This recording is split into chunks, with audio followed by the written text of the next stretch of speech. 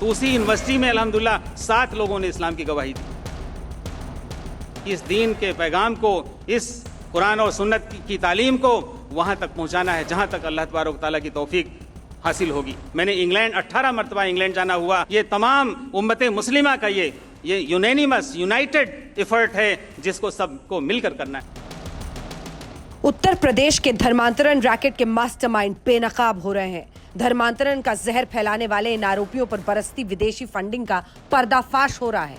खुफिया सूत्रों के हवाले से खबर है कि यूपी, दिल्ली, हरियाणा, राजस्थान और महाराष्ट्र में धर्म परिवर्तन कराने की बड़ी साजिश चल रही थी। खुफिया एजेंसियों की नजर कई एनजीओ और धार्मिक संगठनों पर है।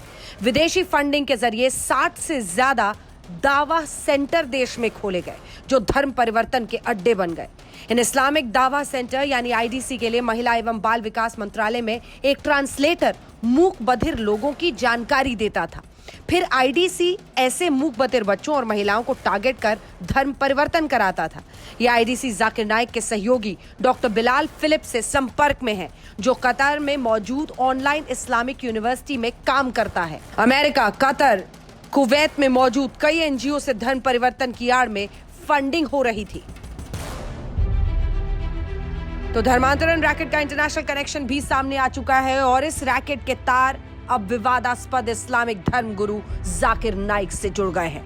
इस केस में धर्मांतरण का जो नापाक वीडियो है वो सामने आया है। सुनिए आरोपी उमर गौतम से उसके जुर्म की गवाही जो वो खुद दे रहा है। मैंने कभी तसव्वुर नहीं किया था, लेकिन अल्हम्दुलिल्लाह उस यूनिवर्सिटी में अल्लाह ने ये तौफीक दी और फिर मैंने अपने दोस्तों को दावत दी तो उसी यूनिवर्सिटी में अल्हम्दुलिल्लाह 7 लोगों ने इस्लाम की गवाही दी।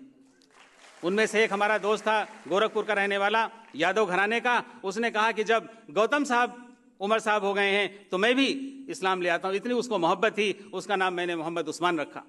और वो दौर है और आज का दौर है। मैंने ये नियत की और इरादा किया कि इस दीन के पैगाम को, इस कुरान और सुन्नत की तालीम को वहाँ तक पहुँचाना है जहाँ तक अल्लाह तबारक तआला की तौफीक हासिल होगी।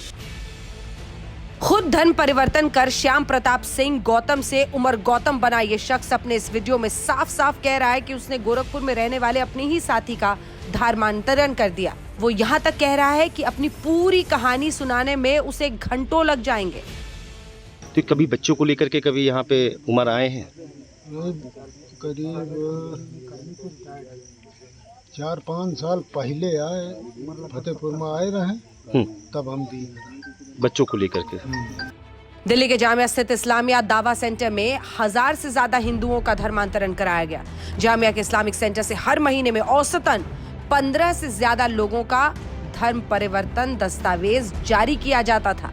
दिल्ली के जामिया स्थित यही है इस्लामिक दावा सेंटर जिसके इस्तेमाल धर्मांतरण के दफ्तर के रूप में किया जाता था। ये जामिया नगर का इस्लामिक दावा सेंटर यानी आईडीसी का दफ्तर है जहां हम मौजूद हैं। फ़िलहाल ये दफ्तर बंद किया हुआ है, इसको लॉक कर दिया गया है, यहाँ पर कोई मौजूद नहीं है।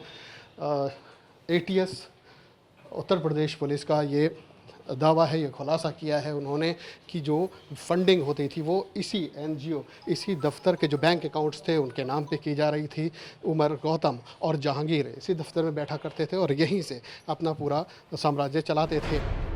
जिस धर्मांतरण रैकेट का यूपी एटीएस ने खुलासा किया है उसमें टारगेट पर होते थे मूक बधिर, महिलाएं और गरीब। जाहिर है शिक्षा और धर्म की आड़ में मजबूरी का फायदा उठाकर धर्म परिवर्तन का ये मामला तो सामने आ गया है, लेकिन क्या पैसे मुहैया कराने वाले असली मास्टरमाइंड पर शिकंजा कस पाएंगी जांच एजेंसियां?